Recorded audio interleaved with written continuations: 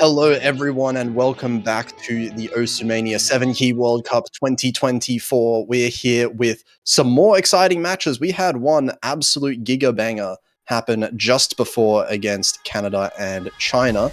And now we have another match here. South Korea, seed number 1, coming in here versus Team Australia at seed number 8 in the winners bracket. I'm Potassium F, going to be casting alongside Surf Chew today. How are you doing? Hello. What a great night we have. Well, I went into the commentary booth actually feeling pretty fine. And then I realized, oh shoot, it's almost time to cast. But I think I got back into the system immediately because this match, while seeding is pretty distant. I think this is going to be one of the more interesting matches, especially with Australia needing to be stretched towards their absolute limit to be able to keep up with arguably the team favored to win it all this year. Yeah, I mean, it's hard to really hide the facts here. I think South Korea is heavily favorites here. I think it would be surprising for this match to be close. But that said, Australia has looked fairly good so far this year. Not quite as good as South Korea, I would say, but at the same time, I do expect the team in Australia to perform a little bit better as the rounds go on. I think they are a fairly strong later game team when it comes to these LNs and hybrids in particular.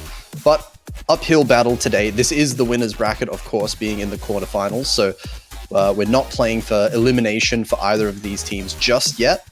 But it's going to be interesting to see exactly how much Australia can push South Korea on some of these picks here. Speaking of picks, we are actually looking at the strategies now. Australia is protecting LN1 as what we expected coming off from what we discussed before the stream even started here privately. And South Korea is protecting RC5, the technical pick of this pool. Actually, pretty standard protects here coming from both of these teams. Yeah, I think South Korea might have read into Australia's last match, last week where they versed Brazil. Australia did, I believe, if I remember correctly, they banned the tech pick in that match. So perhaps sensing that maybe Australia not entirely comfortable with some of the trickier rice maps in the pools. I think it is a good protect all in all from South Korea. We are going to have South Korea's ban first, and I think that's a ban that makes some sense. I think the LN4, one of the trickier of the LN picks, being taken off the table. Interestingly enough, LN2 still being left up as well, though. Actually, I kind of get why fans is an option for a ban for South Korea. Like, at least for the past, let's say 3 World Cups, 7K World Cups, we see South Korea not really favoring the super release heavy LNs. While LN2, yeah, sure, it's LN coordination. It's the outright LN coordination pick of this pool. Panza is just a different thing. Like, you need to be able to flow with the chart. It has some patterns that are, as what Toph said during Maple Showcase, it's the O2 Jam pick. Yeah, sure, O2 Jam is a Korean game, but doesn't mean that like the natives are comfortable playing it against a team that is well known to be able to slurp the noodles very well. Yeah, Australia has the LN players, so I think definitely taking away the LN picks is the safest course of action for South Korea. We do have Australia opting to pick their protect straight away here. We're going to see LN1, the more release wacky timing kind of pick coming out here for Team Australia. It looks like we have the players reversed right now in the lobby. Oh yeah, it does appear. Ruka is definitely Korean, Oxford is definitely Korean. YZ is playing for the land down under. Yep. But yeah, all in all, I think the protects and bans make a lot of sense for both teams here. Australia banning out Rice 1 that we saw earlier as well. So more of the trickier, I would say the less straightforward Rice picks for a team that is relatively less comfortable with the Rice that Australia is. So we'll see how this one goes. This one might be one of the best chances for Australia to get on the board. So they'll definitely be looking to start this match off strong. But of course, we're seeing Han Jae-hoon coming in for South Korea, and I believe, at least from what I saw last week, Han Jae-hoon has been putting up some of the best LN scores of the entire tournament so far. Yeah, indeed. I did mention on last week's commentary, Han Jae-hoon goes into this tournament as one of the best LN players in the entire roster. I mean, if not one of the best, possibly outright the best LN player in this entire roster. Yeah, so it's going to be up to, I think, Luca in particular here on Team Australia to try and match up with Han Jae-hoon. And of course, this being a very low star, low note count map relatively compared to the other maps, these misses, if we do see them, are going to matter all that much more as we're off to the very start of this map.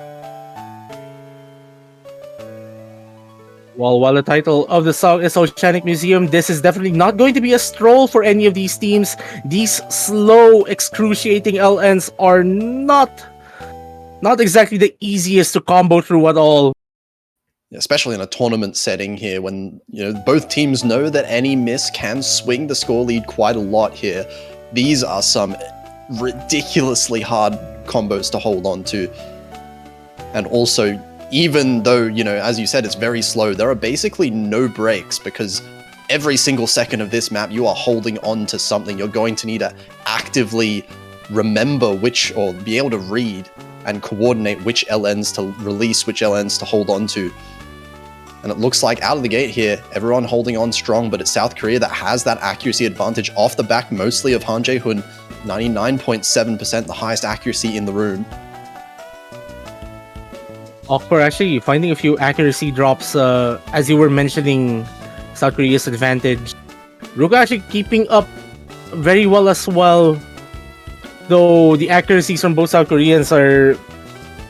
I think this might outright be one of the best team scores we'll be seeing in this chart for this weekend.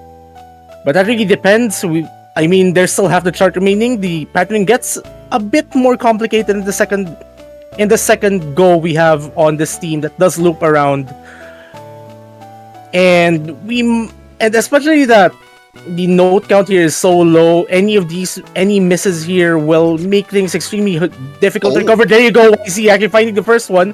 That is a very clean miss. Yeah, the question here is if that would be enough for Australia to start clawing their way back into this chart.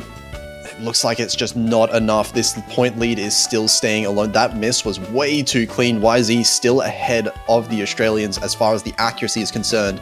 And I think the AC lead for South Korea is just way too solid right now, despite the double FC coming in, it looks like, for Team Australia.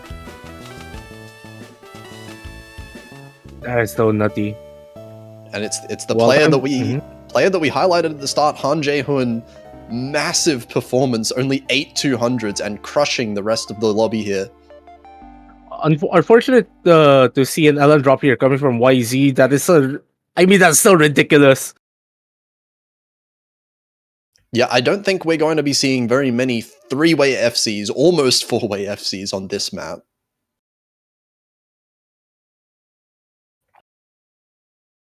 But ultimately, it is South Korea earning a very early breakpoint. Now it's time for South Korea to make their first move this match.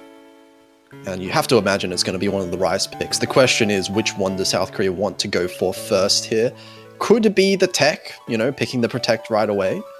Or, it's hard to really see any of these picks as being particularly bad. There's a lot of scores I kind of want to see coming up from any of the higher seeded teams in this tournament.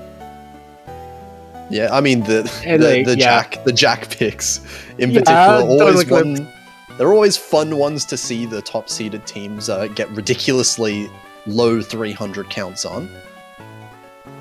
But at the same time, I would say, if you were South Korea, probably the core Jack pick is the last one you'd want to pick.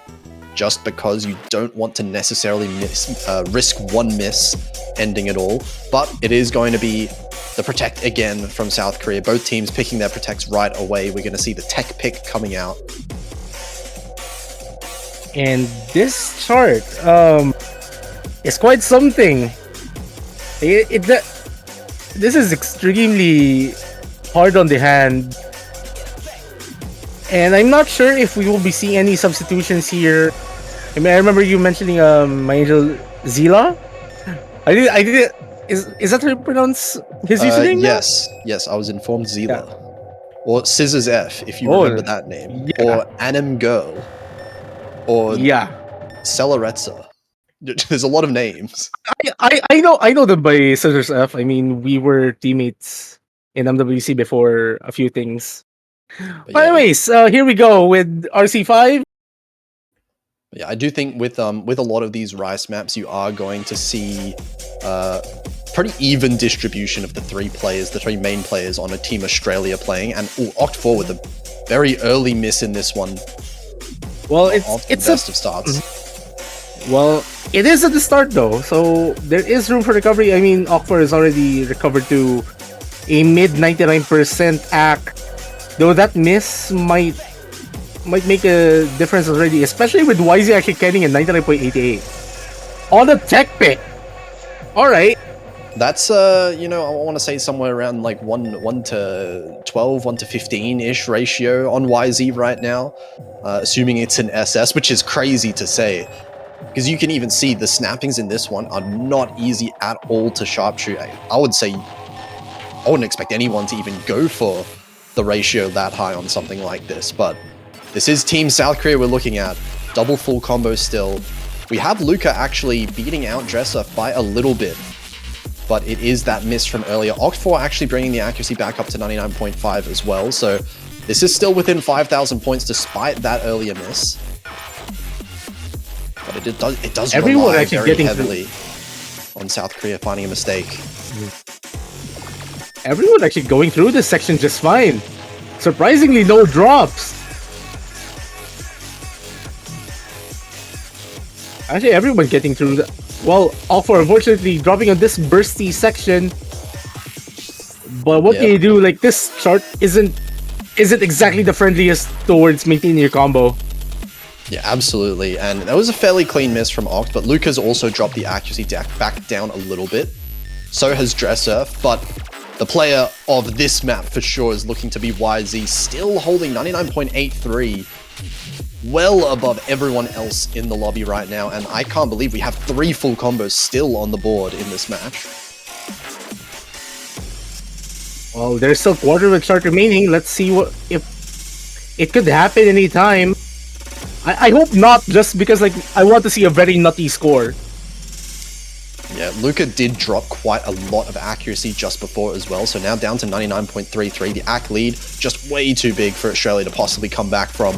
It's all about seeing what scores we're going to see here, and this outro also worsening YZ's accuracy a fair bit, but still going to manage to pull out that 992k with only 3 200s from YZ. 4 for Dressurf as well. That's a very consistent team score for South Korea.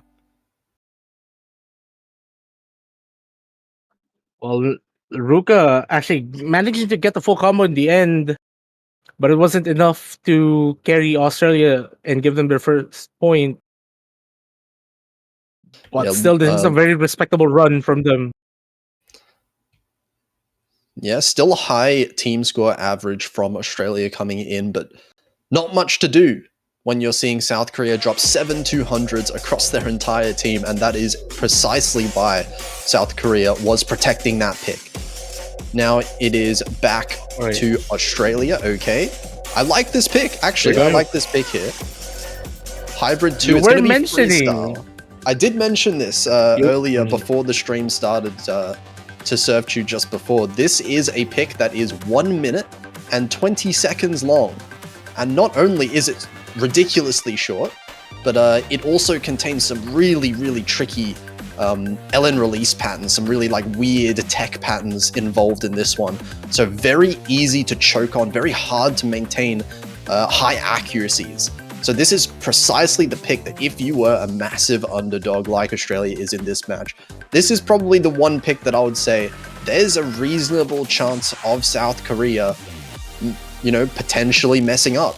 And that might cost them quite a lot of points. But on the other hand, Australia has the fun task of making sure that they're able to get a very high team score on this chart. Again, it's only 1 minute and 22 seconds. Any mistake here is going to be absolutely fatal. Yeah. Also fun to note as well that both Luca and my angel Zila on Team Australia are whales in Honkai Star Rail, so they've got the wallet But power. in terms of whaling, there is something that we should whale for. But there's something else we should whale for. Osimhen 7K World Cup 2024 banners. You can buy all 24 if you can. Go whale for them. Go get that long profile. Yeah. Gotta get that shell out of the way. I mean, go support your team, whether it's it's your home country's team or the team of your favorite players. Again, you can buy all 24 if your finances allow for it. Yeah, of course they do stack now this year, so we're definitely going to see if you look for them, you can find some very funny profiles around this time now. But it looks like we are about to start this one. We've got Han Jae-hoon back in for Team South Korea. Still the same two players on Team Australia playing this one. And it is going to be up to Australia to maintain full combos and hope for misses from South Korea on this one, because it has been pretty clear so far in the first two maps that South Korea are looking like the better accuracy team. But this chart is not exactly the chart where you'd want to gun for accuracy. Again, yeah, sure, you want the accuracy for a high team score in the end, but this chart is basically just go out to your opponent and you should be fine. Oh, and there's a miss from Oct4 right after the 400 combo mark. That hurts quite a lot in the score. Drops down to the below 99% actually as well. So this lead from South Korea all of a sudden has just exploded up to 17,000 points. As YZ crushing it, 99.7. Oct4 finds another miss. That's a very unfortunate miss as we're already entering the halfway point of this chart. Again, only 1 minute and 22. Very, very short. Any misses coming from any of these players could change the dynamic of this chart. But as it stands, so far so good for South Korea here, maintaining their double full combos. Yeah, South Korea just looking so solid on these picks. It's very hard to see an avenue into this map again for Team Australia, as we're already at the very end. We mentioned how short this map was. It's already pretty much over. And at 30,000 points, there's just not enough time for Australia to come back, even if there was a miss right now. And it feels like even though there was a couple misses for Oct4, even without those, the accuracy still in favor of South Korea. The combo, double full combo on South Korea there. Full combo for Luca as well, but that's just not enough to combat this team score. And what is that 200? What are those 200 counts from Han Jae-hoon and YZ? All right. How do you act this? You're gonna have to ask these players here, because I don't know. Not only can they combo that so well, but yeah, I think that was, you know, a good pick. I think that was probably one of Australia's best picks they could have made, and it still just doesn't work out. There's just no weaknesses in sight for Team South Korea today. And now they get their own pick. I think we're going back to the rice. The question is, which one? I mean, pretty much any of those charts could be a safe pick for them. Maybe Total Eclipse of the Sun would end up the riskiest, I would think, especially with Australia. If I remember correctly from last weekend, Australia actually is one of the higher team scores on the Core Jack pick. Yeah, Australia did win a break point off of Brazil on the Core Jack. But that said, you know, saying that the Core Jack is a risky pick kind of stems from the idea that it's very easy to choke on it and make one miss and then you lose the advantage. But if South Korea just doesn't feel like missing, then it's a different story, right? I mean, Alright, I'm kind of finding it funny that Ruka is already asking for Outlast to show up on the South Korean side. Oh, there you go, Total Eclipse. And speaking of Total Eclipse, I think we already know who's going to be one of those players that is about to come in, if there are going to be any substitutions. There is definitely going to be one on Team Australia, I know that much. We are going to get Dressurf back in for Team South Korea, and My Angel Zelo coming in for Australia. This is the Rice ratio specialist on that team. Of course, Dressurf being the main Rice player for Team South Korea as well. So we're looking at what is probably going to be a bit of an accuracy battle. But I think South Korea should have the edge as far as ratio goes.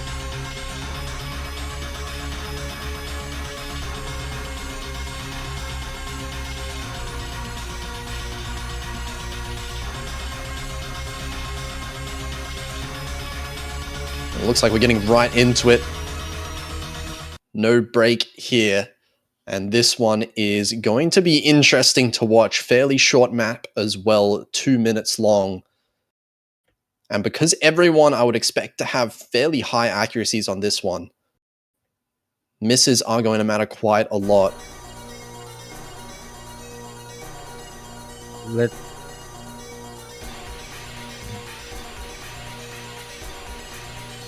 Okay, off to decent starts for everyone at the start here, but still waiting for this density to start kicking up a little bit more. Oct4 lagging behind a little bit in terms of ratio. But I think the job for Australia, at least at the start here, is just to hold on to the combo at the very least. YZ, oh my god. 99.99 we're seeing right now. About a quarter of the way into the map. And Dressurf being the lowest one on Team South Korea, 99.96.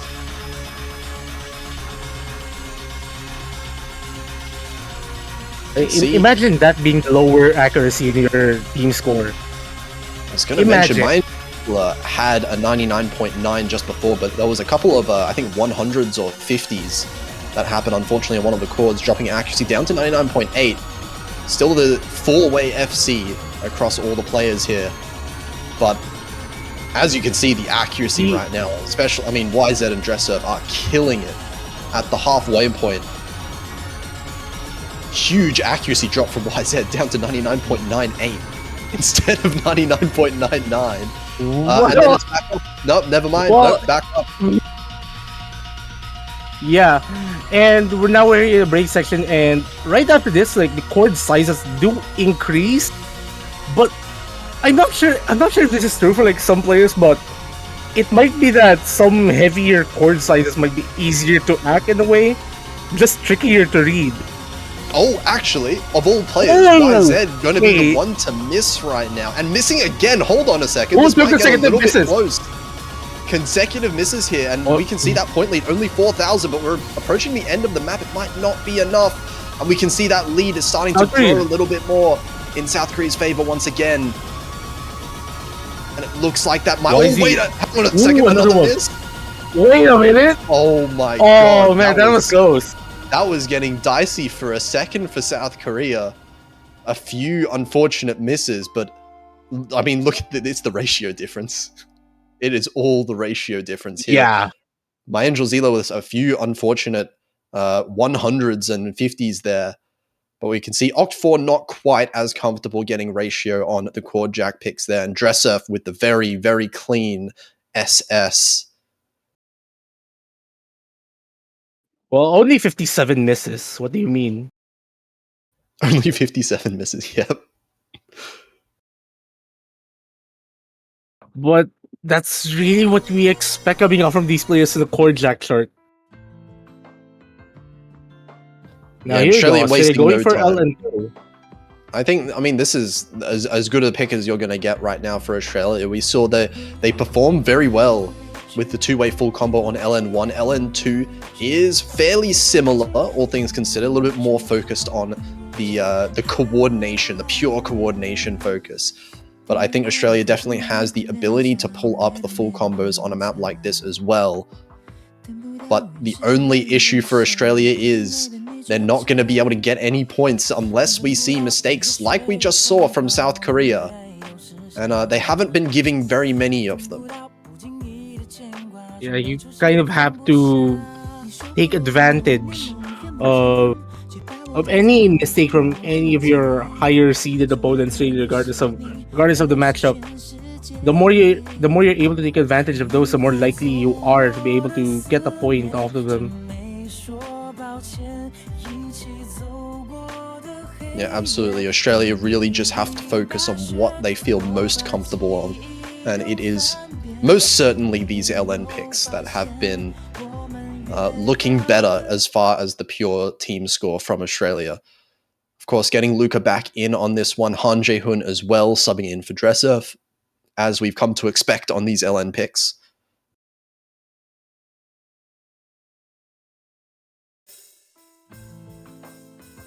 And here we go with the LN coordination pick of the pool. While a bit more dense than what we have for LN1, this is a very different chart.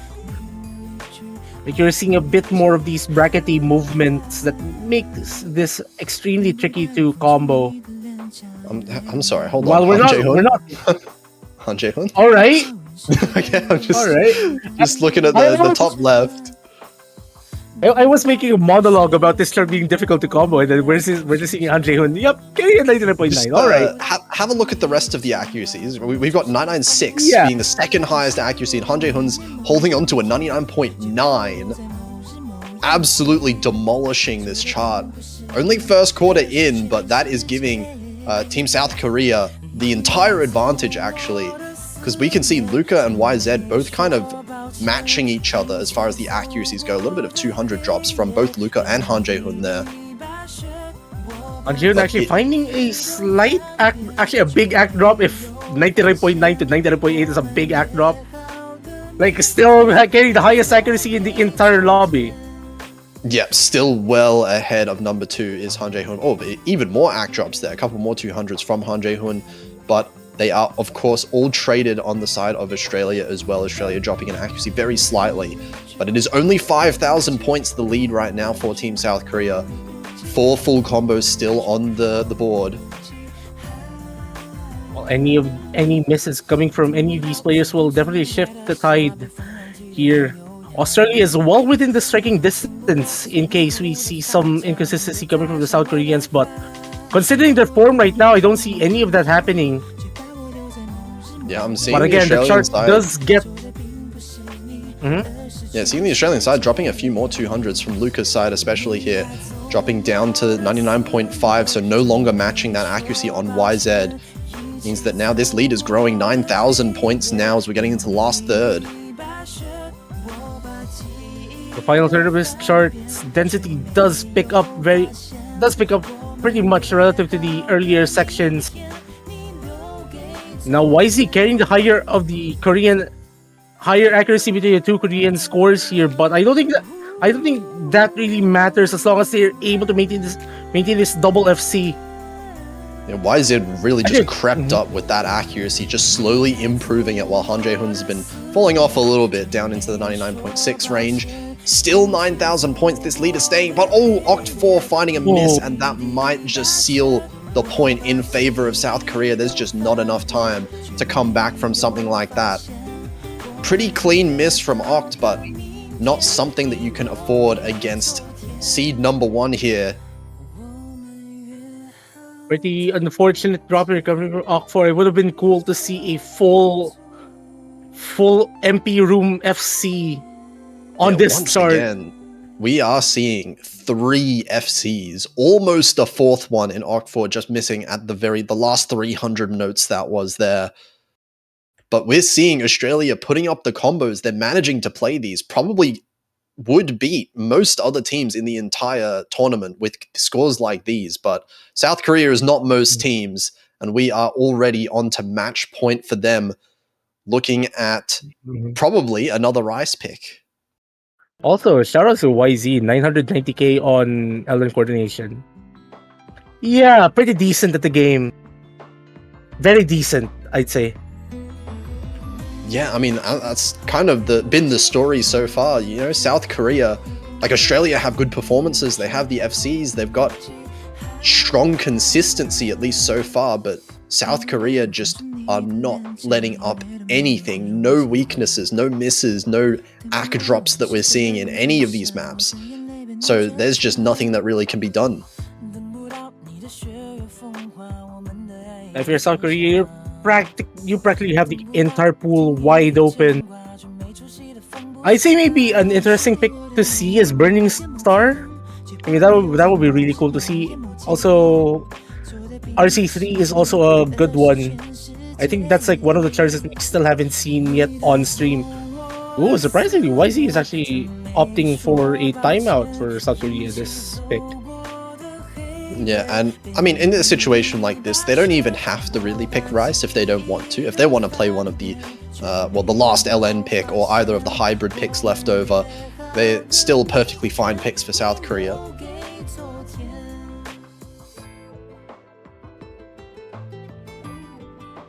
But I do think if you were looking for something as close, I mean, Rice 4 ended up being a little bit closer than maybe South Korea would have wanted.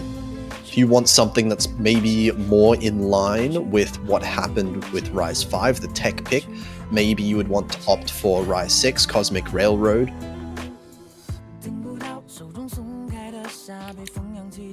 But as I said, you know, South Korea, up to them. They can really pick whatever they feel like playing at this point, because it is going to be on Australia to win pretty much every map that's left in this pool if they want to come back. Well, there you go. They're going for RC3. The faster of the two court stream picks, and I think the only Rice pick that we haven't really seen on stream outside of RC1 and RC6, obviously. Or actually, have we seen Cosmic Railroad previous maps? I think we did. Yeah, I think we saw Cosmic Railroad being played. So I think it's only RC1, the only chart in the Rice pool yet to be shown on stream. We might be seeing it later in the weekend. Has been a pattern, I think, with the past, maybe even couple of 7K on WCs, where the Rice one, the speed pick, is the one that non-Rice teams tend to ban out or shy away from a lot more, a bit less comfortable. And we're seeing probably the biggest swap in of the entire match here for Team Australia. Ooh, I believe we're seeing Bounter. For the first time this tournament, I would think, yeah? Yep. Now, if you don't know Bounter, Bounter is the strongest player on Team Australia. They have been saving him for this particular moment so they can pull off the reverse sweep. No, I'm just kidding. Bounter is... they're just switching in Bounter so that he gets a little bit of screen time, which is nice, I believe. I mean, wasn't Bounter the captain of Australia last year? Yes. Before they missed out, or was it? Yeah, before they missed out.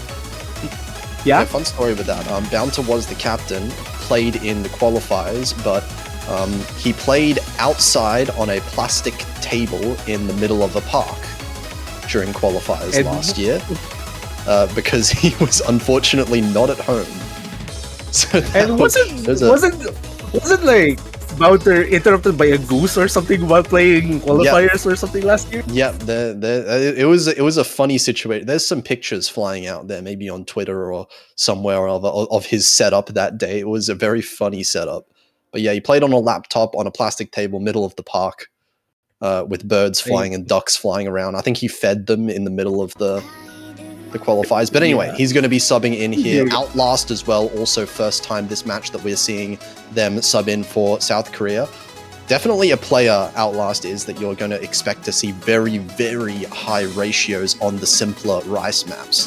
So this is a perfect opportunity for him to show off some skill here, as we can already see 99.9s across the board for South Korea. This early on from Bounter. Well, it's kind of unfortunate. It's pretty early on. Outlast actually finding a drop as well on that pretty tricky court stream transition. This is the faster of the two court stream picks that we have for this map pool, and it's rough. Yeah, it's also fairly long with not that much break as well. 3 minutes long, one of the longer picks that we've seen this map so far.